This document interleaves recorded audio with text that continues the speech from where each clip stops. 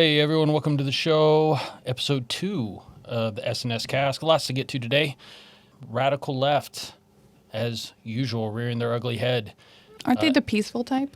That's what they would like you to believe. Love, tolerance, peace. So the left is rearing their ugly head. A commie is taking over NYC, as many of you may have heard about. The left continues to the government shutdown. You probably haven't noticed because it really doesn't matter.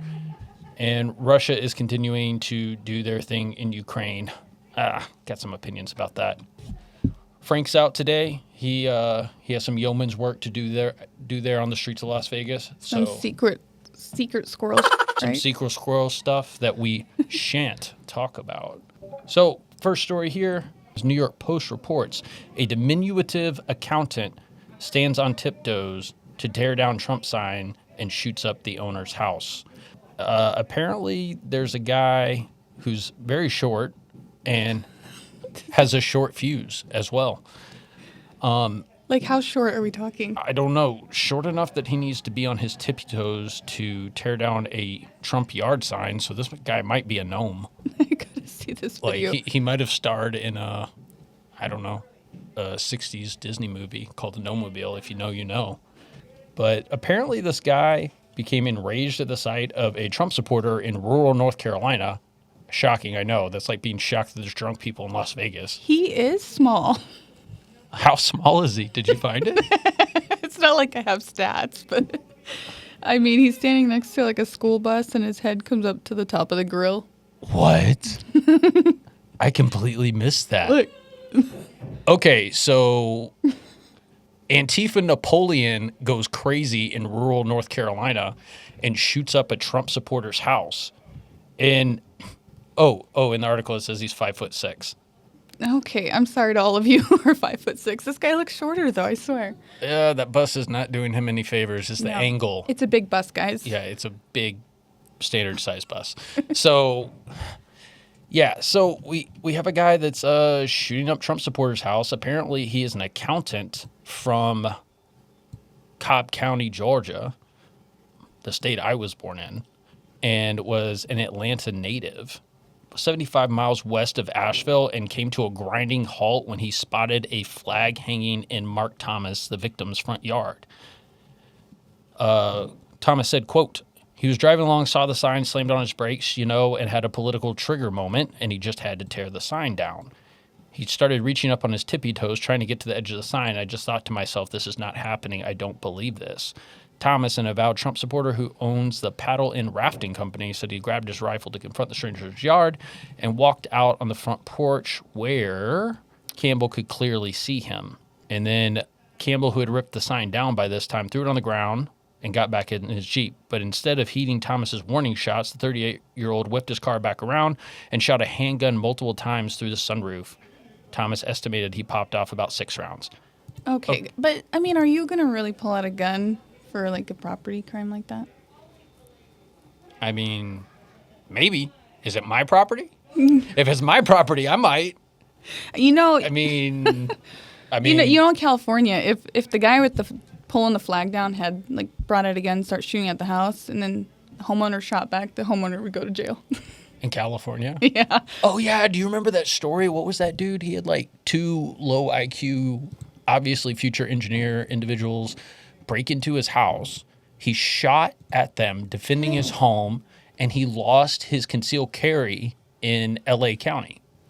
I've heard so many stories. I don't know if it's true or not, but one story is someone broke into someone's house and was going downstairs, and they slipped and fell, and they hurt themselves, and they won like a personal injury claim.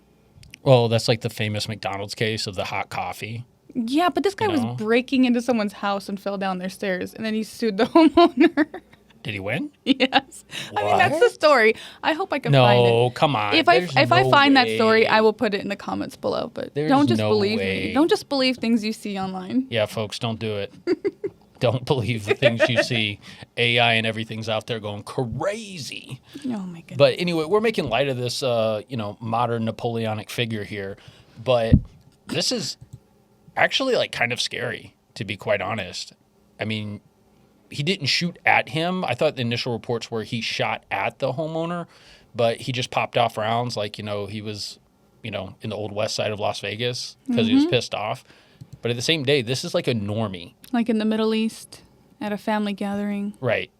Right. Because, why not blow those rounds off? I mean, I'm not mad at the Middle Easterners for doing that. I think that's actually kind of cool. In my neck of the woods is where I'm from. Yeah, I grew up with explosives. Yeah. It's great. Great, you're now on a list, and I'm on that list because of you. Stop. I grew up, I'm Native American. I grew up around fireworks. What do you expect? Yeah, all those tax-free benefits. But, I mean, I don't know. This is kind of frightening. This is like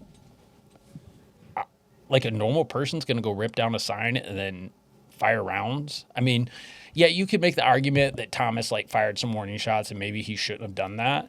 But at the same time, that's a clear and obvious escalation. One, that the homeowner thinks that he needs to fire off warning shots. And then two, this accountant, presumably a sane and professional person from a major metropolitan area, decides that he's going to fire off rounds through a sunroof as he leaves. I mean, an accountant. They're usually the butt of my joke. When someone has I think a guy that short has been the butt of many jokes. I mean, I'm not if you're an accountant, but no offense to my short kings out there. Sorry. 9 to 5, go to work, look at some numbers, right? It's not a super exciting thing, but then to be after work, I'm gonna go tear down some signs and pop off some rounds out my window. Yeah. I don't know. That's just if an accountant is willing to do this. I mean, where are we? What does that say about our society right now? Well, it's definitely getting crazy out there, and all you need to do is look at Portland and what's going on with Chicago. I mean, nearly weekly we hear about, people following ICE officers or running them off the road. Did you see this lady? Illinois State Representative Margaret Croak. She emailed out ICE agents details, including car makes and license plates. Personal vehicles or work vehicles? They're probably work vehicles, but still, it's she's trying to dox ICE, and she's a representative of Illinois. The ends justifies the means. The revolution must continue. That is the mantra of the left. Yeah. I don't know. And it's I've said this for years. I've said that once the opposite end of the political spectrum, so the right in this, moment in history decides that we're going to fight back, or the right's going to fight back, that, things could start getting ugly. And, we're laughing at this, 5'6" accountant here right now. But if that is normal people doing this, you're not mentally on edge, you're not politically radicalized, you're just a normie guy that goes out and does something like that. Yeah, with a steady job, and obviously he's got brains. He can. He can at least count. He knew how many rounds he fired at the very least. Wonder how that police interview went. But I don't know. I think it's only gonna continue to escalate in the run up to the midterms because even if you like Trump and you're a fan of Trump as I am, he's not exactly a unifying figure at all. I mean, he's challenging the old guard on the left and the right, and the old guard doesn't want to let go of power. So I think this is where we are. It's interesting times. It's definitely interesting times. Now, for those of you who don't know, a man called Zohran Mamdani, a 33-year-old failed rapper, former rapper. I mean, have you listened to his music? No. I haven't either. No. Apparently beating the sparks off of Andrew Cuomo in the New York City mayoral race. And I think anybody would, honestly, though. Well, I mean, he's a flawed candidate to say the least. I mean, because didn't all those elderly people die during COVID under his watch? And then there was a whole bunch of sexual assault allegations. And in 2025, we kind of look at sexual assault allegations and we're maybe, because there's been a lot of false ones out there. Because you remember that baseball player? Some girl tried to blackmail him, and there was text I'm going to get this bag or whatever it is, $50 million. I mean, it was something ridiculous. She was obviously playing a game. So, like, in Girls light of always that, be playing. girls are always playing. And boys, too, who have not yet become men. But, so, a little bit about Mr. Mamdani. He was born in Uganda. His father is a professor at the University of Columbia. His mother is a at least moderately successful movie producer. And he holds dual citizenship. Immigrated from Uganda. I don't know how long he's been in the United States, but I watched some of the debate, and Andrew Cuomo like absolutely torched this dude. You have never had a job. You've never accomplished anything. There's no reason to believe you have any merit or qualification for 8.5 million lives. You don't know how to run a government. You don't know how to handle an emergency. And you've literally never proposed a bill on anything that you're now talking about in your campaign. Always a pleasure to hear Andrew Cuomo create his own facts at every debate stage. Yeah. We just had a former governor say in his own words that the city has been getting screwed by the state. Who was leading the state? It was you. Governor Hochul. Okay, that's a good line. Like, Cuomo came out swinging. Like, I mean, Zohran came back. I mean, I'm not mad at that. That's good politics. That's good stage presence and whatever, what have you. Oh, jeez. But apparently, so this guy was a New York State Assemblyman, and he was not present for 80% of the votes. I think he only voted on 2 actual bills, didn't present any kind of legislation. So that was like the basis of Cuomo's attack on him there that we heard. And somehow this guy is absolutely beating the sparks off of Cuomo in the polls. So in this poll dated on the 9th, so about 3 weeks ago, is out of Quinnipiac. Good job pronouncing that. That's how you say it. Well, I hear Ben Shapiro say it all the time. I think that's the only reason that I can, like... Look, they have, like, a pronunciation thing. Quinnipiac. Oh, they do. They have it, like, phonetically spelled right there. That's wild. Maybe you should change your name, Quinnipiac. So, apparently, Mamdani's strongest supporters among Democrats, obviously, 60%. Asian Americans, 67%. Voters 18 to 34, 62%. Voters 35 to 49, 60%, and voters who identify as not being part of any religious group, 69%. Shocking. Look, I don't care about party, right? I care about their policies and what they want to do. I'm hoping that far left starts to come back to like kind of what they were. I don't think they can though. I think they can. I have a hope that there's some common sense that can be made amongst. There's not 2 candidates that's a completely, like, really far right or far left. Like, no. That's a 2010, 2012 way of thinking. I think. I know. I'm still stuck back there. I know. It'd be nice. Well, maybe like back it up a few years before Obama, and then we could all get into that mental headspace. Maybe like 2007, 2008. Minus the Patriot Act and the FISA courts. Maybe we could get back into that headspace, and that'd be a good thing. But this guy, we're about to go through his policies here.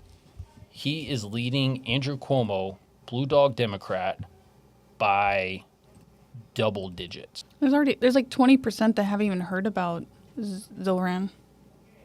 20% of what? About 20%, 19%. Oh, of likely voters? So yeah, that's New York City. Mm-hmm. Can you pull up his platform real quick? Oh yeah, I was looking through these. I like the website. It's kind of like a used car website. Yeah, it looks so it's like yellow and blue background and. Yeah, it's kind of. Okay, so top of the manifesto: New York is too expensive. Zohran will lower costs and make life easier. And then it goes through freezing rent, so rent-controlled apartments. I think he wants to freeze rent on all apartments in New York City. I mean, for all stabilized tenants. I'm not familiar with like the housing situation in New York City, but I know there's like it's really expensive, really small, really competitive. So what is the rent? Yeah, just getting housing in general. So like stable tenants, those are like elderly people and working people who've been there for years that like if they suddenly find themselves without a home, it's going to be really hard for them to find a place. to live in New York City. So, I mean, I don't know all the intricacies about it, but I'm all for some part of, freezing rent, because it's like... No, I'm not at all. No? No, because then you're inserting the government into the free market. Like, No, I understand that. Like, you can't do that. But then again, it's all these Californians that came into, like, Las Vegas, and they were offering $100,000 more than asking price, and that raised the whole freaking market here. Oh, I had a experience with that, but it wasn't just Californians. It was also, like, the capital groups. What is BlackRock? Like, Yeah. I can't tell you how many calls I've gotten. Hey, do you want to sell your house? We'll, add whatever on top of, whatever the fair market value is. And I'm like, no, freaking vultures, get away. This is my house. I'm not selling it, because then I'm just going to have to pay you for another house, probably a less house with like a higher monthly mortgage or whatever. But so Zohran Mamdani is just, I don't know. It's like he's running for 6th grade class president. Free housing, build more affordable housing, which I don't know how you're going to do that in New York City if you're going to run all the contractors out by raising taxes. Cracking down on bad landlords. Okay, some landlords are bad. All right. Some landlords are bad. And... Well, like, when I say, like, freezing rent, I just think there should be some, like, caps, right? Like, the house right next door to me, it's the same exact house, and it rents for $1,000 more, Than what you're paying? Mm-hmm. I mean, that's free market. I mean, it's supply and demand, right? You have so many people buying for so many housing units, and... The neighbors, though, they last about a year and they're gone. So it sucks. Yeah, high turnover. So freeze rent. He wants to freeze rent, build affordable housing, which people have been saying that in New York City forever. So I don't know exactly how he plans to do that. And then here comes the 6th grade class president talking points. City-owned grocery stores. That should work. No, it's going to work this time. So now we're still opposite. It's going to work this time. It's going to be gross. No, I'm being sarcastic. Okay. Of course I don't believe in this. Like, if only someone had tried this before and, like, failed. Wait, they have. Yeah, Zohran. it hasn't worked. Fast, fare-free buses. So Have we not learned lessons? How is that going to happen? Fighting corporate exploitation. That always says this. No cost childcare. No cost childcare. So who's going to pay for all the qualified childcare providers? I don't know, but he says, okay, so he says he's going to raise taxes. I'm not aware of any world in which a city mayor can raise state taxes. I mean, I think in New York there's like a corporate tax rate or something like that they can do. Like, he might have a little bit of power with that, but I mean, here's the thing. You raise taxes on your corporations, on your builders, on whoever, they're going to flee the city. Yeah, they're going to flee the city. And how are you going to maintain these buses? Like, these free buses that you're talking about and no cost childcare. I'm sure you're going to get some really quality people watching these children at the state's expense. Because all these programs have literally been tried before with, they were not successful. I just feel like some of these talking points, like, they're just trivial and surface level, like baby baskets for New York's newborns. Okay. When I've had my kids, I get like a cupcake from like a local bakery and like a little bag of like chocolate and sometimes like a Martinelli's cider. He wants to have baskets for every baby. Okay, diapers and wipes and nursing pads, postpartum pads, like, you get all those things from the hospital already. Like, and they don't last that long. Your diapers are going to be gone in like a week. So like all this money going towards all these babies is something that's not even going to create long-term change. It's just money going somewhere. Well, it's what the left always does. They just want to free this, free that, and it like makes no economic sense whatsoever. And then when you're like, no, that's not going to work, they're like, but you obviously hate people because you don't want to give them free stuff. But that basket's going to be gone in like less than a week. And okay, books and swaddles, yeah, those might last, but I don't know, to make this one of your like campaign foundations, baby baskets. Well, I think like the public run grocery stores is kind of crazy. And I have an article, and we'll put it in the description under this video so you guys can look at it.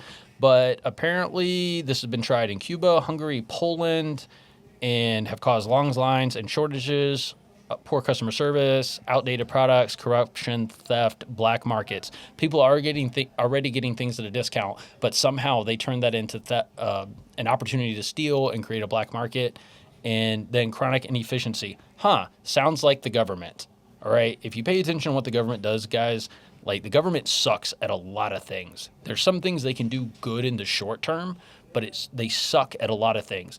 And Zohran is just recycling like pretty common far left talking points here. I mean, even under the LGBTQIA plus protections section, you know, I'm not against people doing what they want to do, right? But then to force certain things on the mass because of a minority, that's where it gets a little. But like here, he says, capitulating to Trump's assault on trans rights. What is trans rights? Like, it's not in the Constitution. It's not in the civil liberties, civil rights. Like, they're human rights. Well, no, and this is like the cause. Ben Shapiro calls it the omni cause, but it's the progressive cause. There must always be a cause. There must always be an oppressed. There must always be something that they have to attack. They must always be a victim, right? So I don't know. In 2025, I don't think anyone's beating anyone up for being gay. At least I hope not. No. That would be awful. I mean, so people, they're being allowed to like live and let live. And if by their rights are being assaulted, you mean we're not going to let them in girls' sports? Yeah, sports and restrooms. Like, what other rights? Like, you know what I mean? Like, is there like a book of these are the trans rights? I don't know, but there's a book. It's called the DSM-5 that says this is a mental illness. So there's that we could talk about.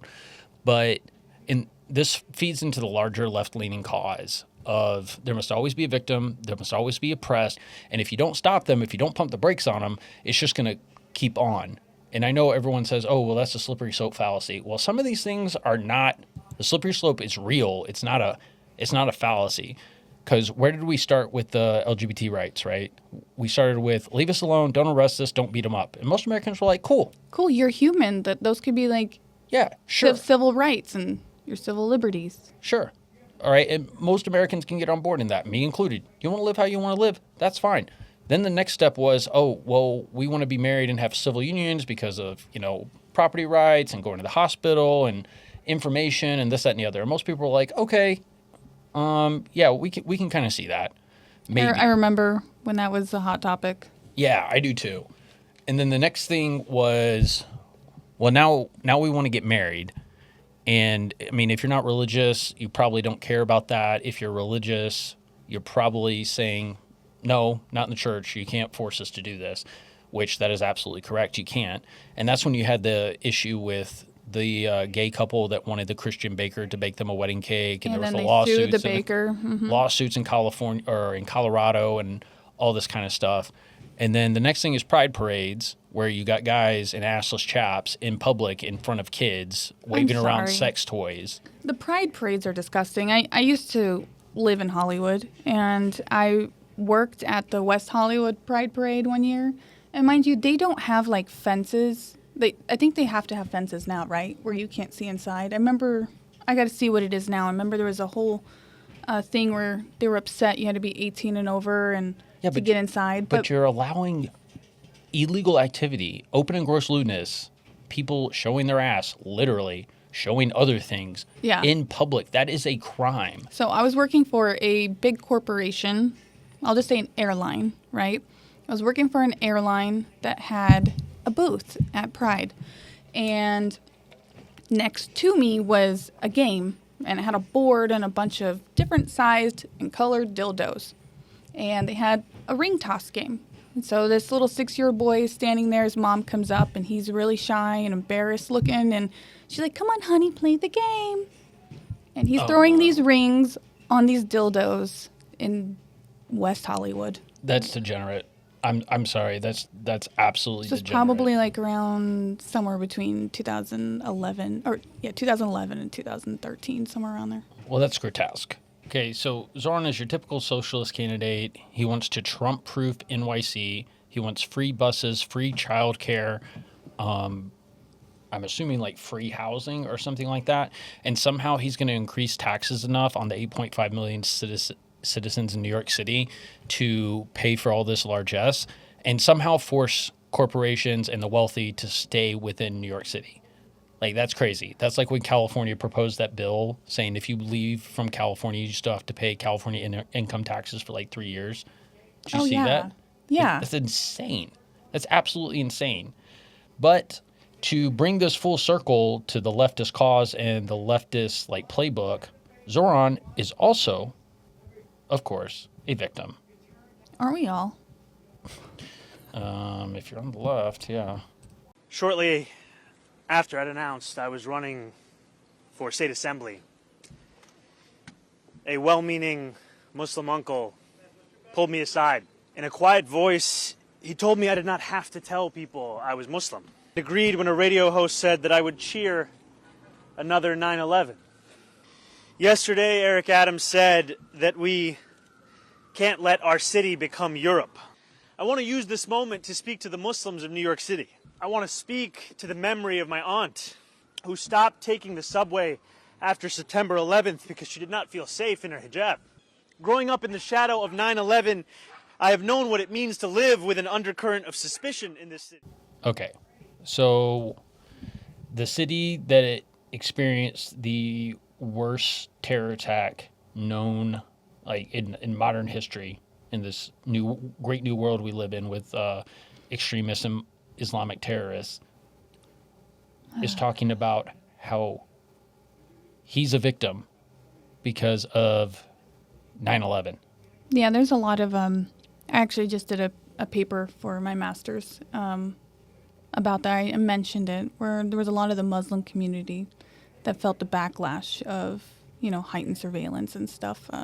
I'm sure it did affect a lot of the Muslim community that had nothing to do with it. Well, how about it affected the 3,000 Americans that died? Exactly. Like, the thing is, you had hurt feelings, Zohran, and 3,000 people died brutally. They threw themselves from the upper floors of the World Trade Centers because they didn't want to be burned alive. I mean, but we should feel sorry for you, Zohran. I mean, the thing is too is like there was maybe some Muslims that died in there too. Sure. They're actually victims as well. Well, I'm not throwing shade on those people. Anyone that lost their life on 9/11, it's absolutely tragic. And then the other long list of Islamic terror attacks, anybody that has lost their life in any of those, I mean, it's absolutely tragic. But this guy is talking about how he felt in his feelings, and somehow he's a victim. Yeah, You're a victim of 9/11. Like, come on, bro. The thing is, too, the story wasn't about how he was the victim. He had to use with grandma. Was it his grandma or his mom? So he said it was his aunt. Oh, his aunt. And, there's some people online that are kind of calling this into question because apparently his aunt lives in Africa because he's from Uganda. And there's a lot of pictures circulating of her where she didn't wear hijab. So I'm not saying that it didn't happen, but I'm saying there's some preliminary evidence to suggest that he's full of shit. It's just one of those, extra little details they add in there to try to sell something. Like with that one lady who was yelling at her staffer. Remember? No, what was that? Oh, she's running for... She yelled at her staffer to get out of her shot. Get out of my fucking shot! The California governor lady. The California one, yeah. Yeah, I forget her name. It's okay. You don't have to remember it. Yeah, well, hopefully she doesn't win. But they use fear tactics. So, everyone watched that video, and then they're instinctually like, oh, she's a mean person. That's not... I mean, I got that from the video, too, but also what I got from the video was what she said at the end, where she's like, okay, let's go back to how EVs are going to save us money. Stay out of my shot. Okay, I'm going to start again with electric vehicles saving us money. But she put the whole fear factor in there of it's going to kill off Californians if we don't do something about it. Where we did a study recently this fall in September, and what it showed is if we don't electrify our transportation sector, that we're going to lose more than 500,000 Californians dying prematurely to air pollution and other problems.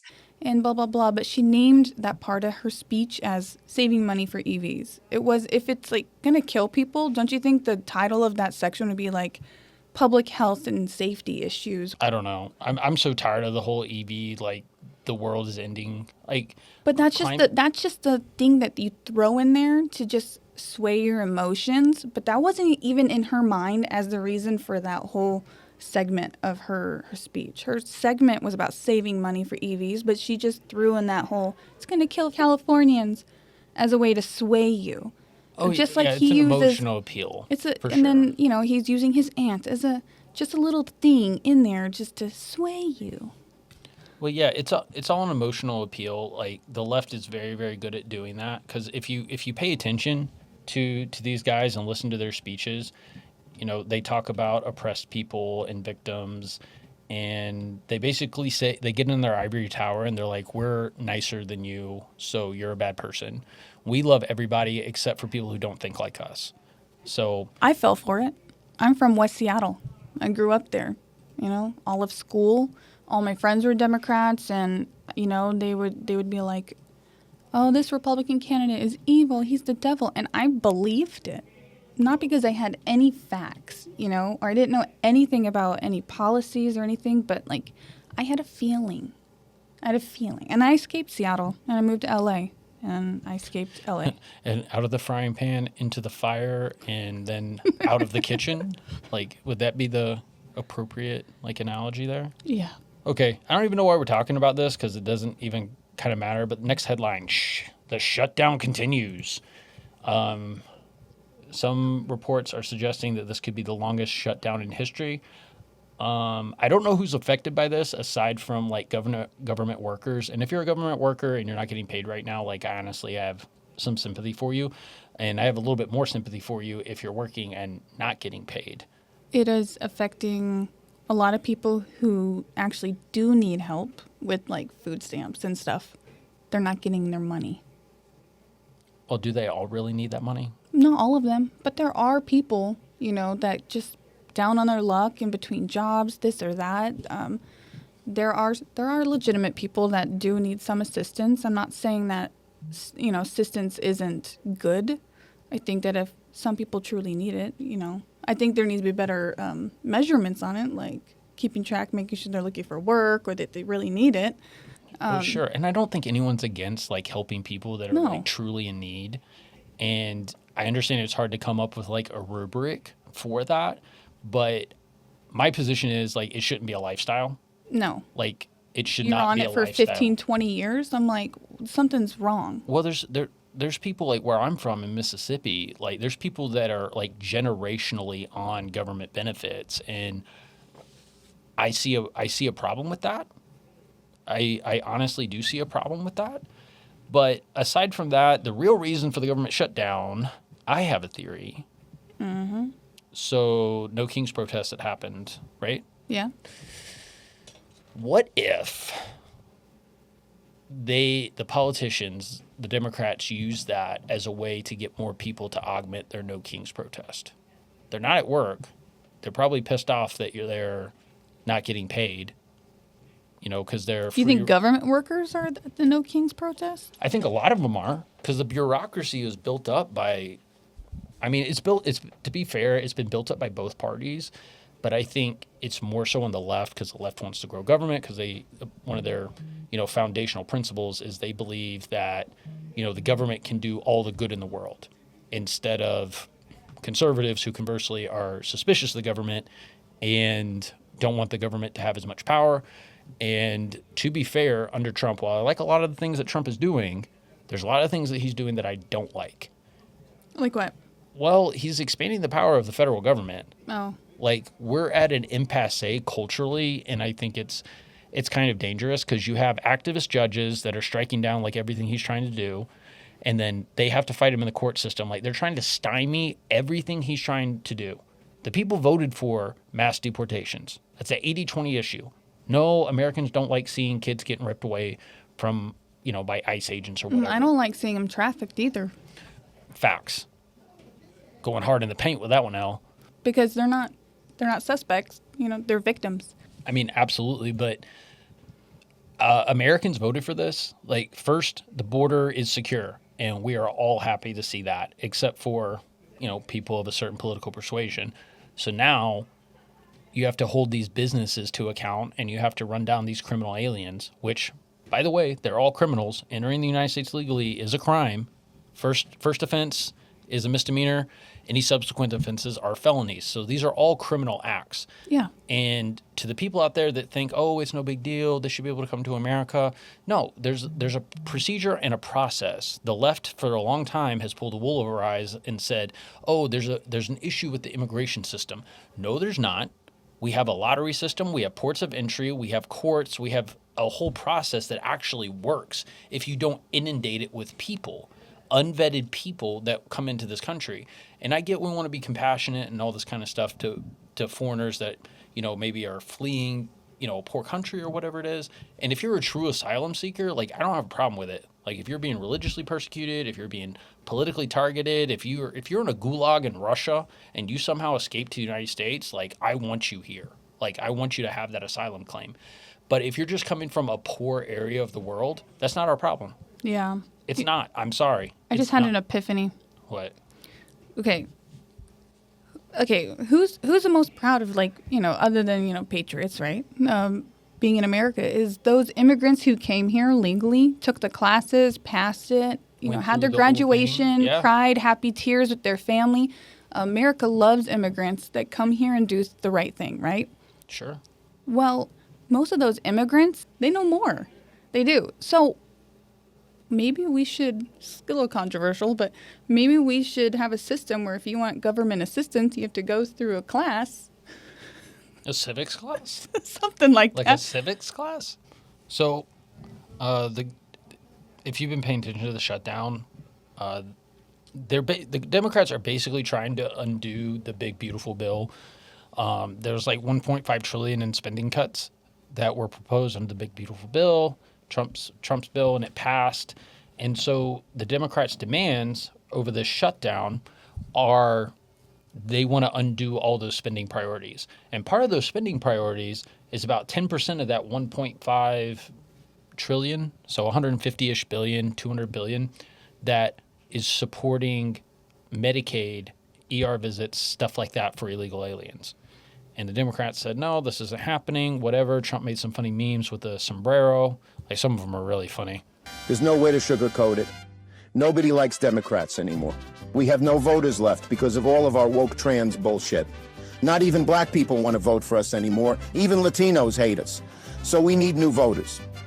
And if we give all these illegal aliens free health care, we might be able to get them on our side so they can vote for us. They can't even speak English, so they won't realize we're just a bunch of woke pieces of shit, at least for a while until they learn English and they realize they hate us too. Not presidential behavior, but it is hilarious and funny. So, and it is AI. This is my disclaimer. Yeah.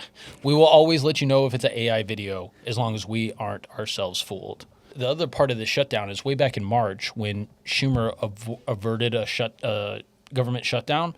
He faced a lot of internal calls because everyone wanted him to stand up against Trump, stand up against the fascist that left office. So that makes him not a fascist, right? Yeah. Or the dictator that didn't leave office. So that makes him not a dictator. So there were calls for Schumer to be primaried. And this time around, Schumer and Jeffries decided to shut the government down, mostly because Schumer doesn't want to get primaried by AOC. There's this video or this picture that's circulating online on Twitter, and it shows it is the future of the Democratic Party in a nutshell. It shows Bernie Sanders, who's on his last leg, the world's most a professional, useless politician. The man's been in Congress since 1899. He has proposed 3 bills in Congress. 2 of them were renaming post offices in Vermont. I don't know how you get more useless than that. That man just sucks off of the government tit, and he has for his entire political career while railing about rich people when he himself is a millionaire and has a lake house and a primary residence, amongst other things. Funny how people in Congress all of a sudden become extraordinarily wealthy after being in Congress for quite some time. For sure. You know, but it's okay for them to have money. It's okay. Because there are intellectual and moral superiors, so they deserve, the material things in life. Arrogant bastards. So that's what the shutdown is about.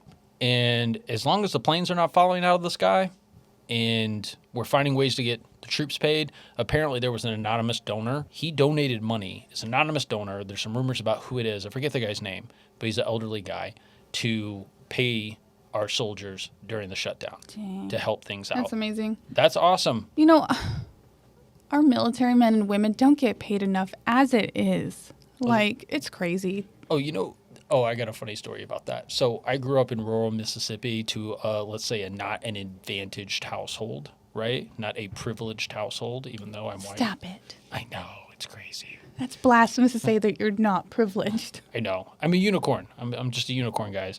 So when I went to basic training back in 2009 as a private, I think I made something like $1,300 a month, and I was blown away at how much money I was making.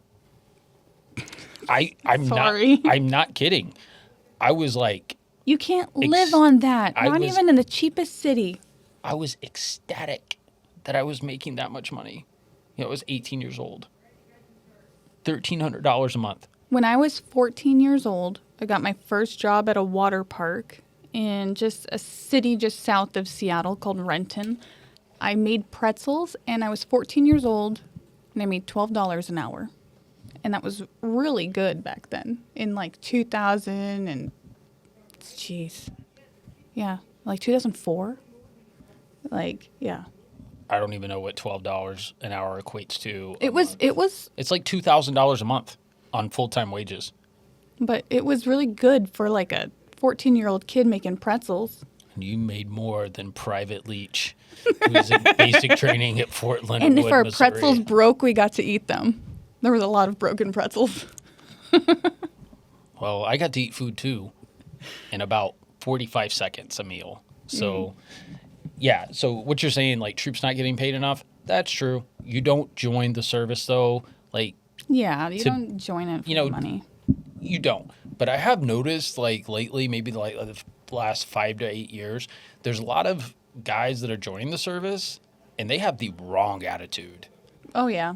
Like, they flash their ID. They're trying to get something for free or be treated specially. And I know if you're a young kid, like you have pride in what you're doing, and like maybe there's a little bit of that, but that's acceptable. But I mean, it's just a level that's crazy to me, like absolutely crazy. I'm proud of my service. I don't talk about it much just because that's me. Yeah, but it does suck for our military, families not getting paid.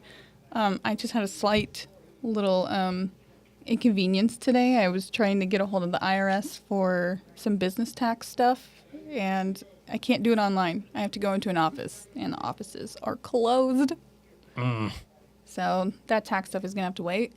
Well, most average Americans are not feeling anything about this government shutdown and probably haven't thought about it. But for those of you that think that somehow this is the Republicans' fault, the Republicans are presenting every day on the floor of the United States Congress a clean, continuing resolution to maintain current spending levels in line with Trump's big, beautiful bill. All right. There are only 52 Republican senators, and you need 60 for a filibuster-proof vote. So Democrats are going to have to go back across the aisle to get this done. It's literally the Democrats that are making people on food stamps not get their food. I mean, think about it. Like, have you seen all those rage videos online, though, of these people saying, oh, the government cut off my $4,000 a month in food stamps? Like, no, my mom said she saw one that some lady was like bragging, and then it got back to some, whoever does the food stamps and all that stuff, and she got it taken away. I think some of that's real, but I think the majority of it's rage bait. Like, I really do. But so all is not well in the U.S. government because we live in Trump land now. But it's even worse over in Russia. I know a lot of you have forgotten that we're currently trying to stop a war in Ukraine because Trump wants the Nobel Peace Prize. And also, war is just generally bad. Necessary at times, but it's generally bad. Mm-hmm. So... And those who want it usually end up with a little extra pocket change at the end. Yep. I mean, if you invested in some defense stocks, I'm not mad at you, G. Yeah. I'm not. I might have done it myself. Things, How's it looking? pretty great. Pretty great. Raytheon, guys. So anyway, over in Russia, so there was some interesting news out of Russia over the last couple of days. Apparently, there was a group of kids in St. Petersburg that were singing a song that is banned in Russia. There's a video in one of the links we're going to put in the description of the video.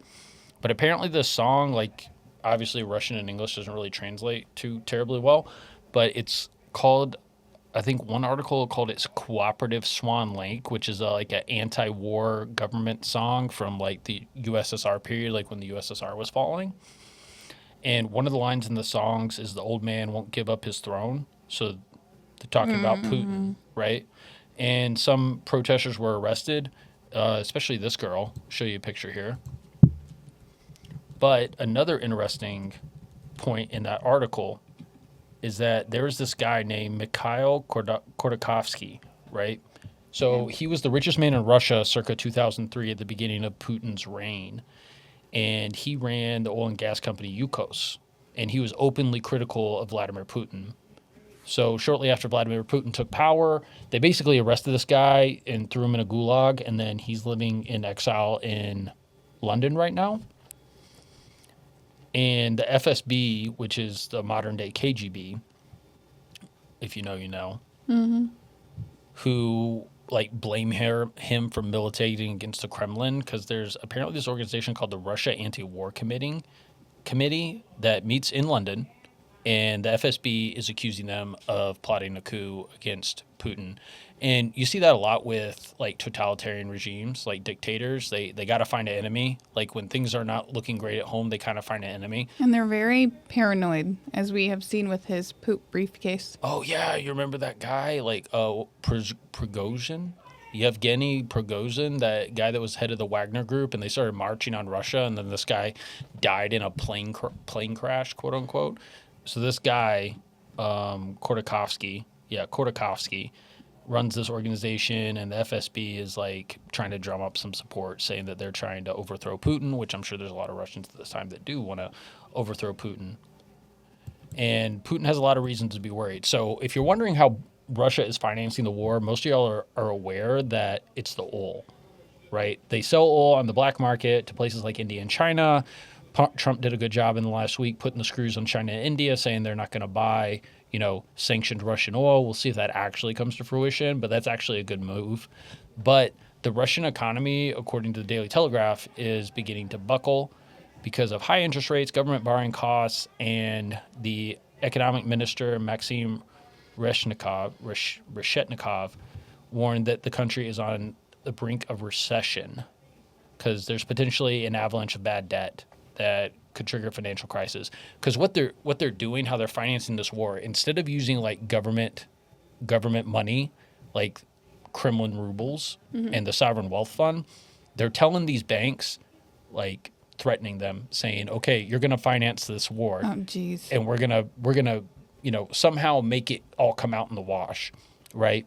Well, these banks aren't getting any return on their investment on this 3-year war that's costing the Russian economy, probably billions of rubles. And Americans think they got it bad. But all those financial problems do not seem to be stopping Putin. Another headline from the Telegraph: Russia could deploy 2 million reservists in Ukraine with law change. So for those of you that are not aware, Russia is not technically at war. There's a special military operation in Ukraine. And I think Russian law right now requires that the country actually be at war to call up reservists. And Putin is trying to prevent mass unrest and not, conscript people or do a draft, what we would call a draft in the United States. Like lately, they've just been taking people out of prisons and borrowing soldiers from North Korea, et cetera, so on and so forth. But Russia is paving the way to deploy 2 million more troops to Ukraine under the legislation, and so currently has 700,000 troops deployed to Ukraine. Gee. After 1 million casualties. The death toll kind of varies from what I'm reading. For those of you that are really interested in this topic, a good resource is understandingwar.org, I believe. They have almost daily write-ups on everything that's going on in Ukraine. Like, they'll talk about the resistance, what's going on in Crimea, where the front lines are moving, and they break it down like very granularly. So that's a great resource if you're really interested in the Ukraine and Russia war. When you're doing something like this and you're getting a whole bunch of people that aren't soldiers, like... Oh, have you seen some of the videos that are wild? You have like Russian troops that are running towards Ukrainians or American volunteers, and they don't even have a weapon. They have like a hoodie, a vest, and that's it. It's like medieval times, right? Where you just go grab like the 8 to 10-year-old boy, hand him a sword and say, "Good luck, son." I mean, I feel like that's what they're doing. I mean, everyone's pretty familiar with the whole meat grinder concept where they just keep throwing troops no matter how many die at the front lines. And Putin's been doing this, amassing, like, I think one report was 30,000 casualties, not just dead, but wounded as well, a month for incremental gains at the front line. He still hasn't taken all of Donetsk and Kherson and all those areas. And for those who are wounded, they're not getting the medical care that they need because their infrastructure is collapsing with the capacity, it's at capacity and more. So like they're not getting the health care that they need to save their life or whatever. So it's just a big shit show. Yeah, and for those of you that are aware, if you want to get inside the mind of Putin, there's this Russian political philosopher named Alexander Dugin, Dugin, and he wrote a book, The Foundations of Geopolitics, where basically it's talking about Russia's future place in the world, and ultimately they want to bring down the United States. So for those of you out there on the conservative right that think Russia is our friend, read Alexander Dugin and get back to me. Russia is not our friend. There is no scenario in which they are our friends. And as much as I hate to say it, Trump is getting played like a freaking trombone by Putin. Like the Alaska summit and these phone calls that are supposed to happen, like the thing in Budapest last week didn't go down. And I'm telling you, Putin is a bully, and the only way to stop a bully from being violent is to stand up to them and make them change their behavior. Everything can be looked at through the lens of economics. Make him continue to do what he is doing more painful than the gains that he is going to achieve from continuing his actions. I'm sorry. I'm still caught up on this whole poop briefcase thing. So what is that? I'm not familiar. You don't know about the poop briefcase? Oh, where like he craps in a briefcase? Yeah. That's a real thing? It's all over in August of this year. So like what all is these it? videos. He takes his poop with him because I guess he doesn't want people to know the condition of his health. He has like a bodyguard, and his whole job is to hold his. That is a level of paranoia that I didn't know existed. Yeah, I know. So Cue the sound effects. I mean, like. So yeah, this guy has to literally carry around poop all day. That is like the worst job in the world. And if he's paranoid that people know the condition of his health, is he healthy? Well, people have been saying that for years, but he's still cracking. So, but if it did happen, there's no clear line of succession. Like, who's going to be the next Russian supreme leader? Because that's exactly what he is. He's a freaking dictator. But that's all for the show today, guys. Thanks for being here with us. Smash that like button and share the show with all your friends. And as usual, we'll be posting some reference material below so you can peruse at your leisure. And stay tuned for the show in the coming weeks. We're going to take on some controversial topics and really dig into them, such as abortion. Can we talk about drugs too? Abortion, drugs, mental health, homeless crisis. We're here to break all that down for you, and these are topics that are very near and dear to me, Elle, and Frankie's heart, and we can't wait to get into it with you guys. So thanks for watching, and we'll see you soon. Bye-bye.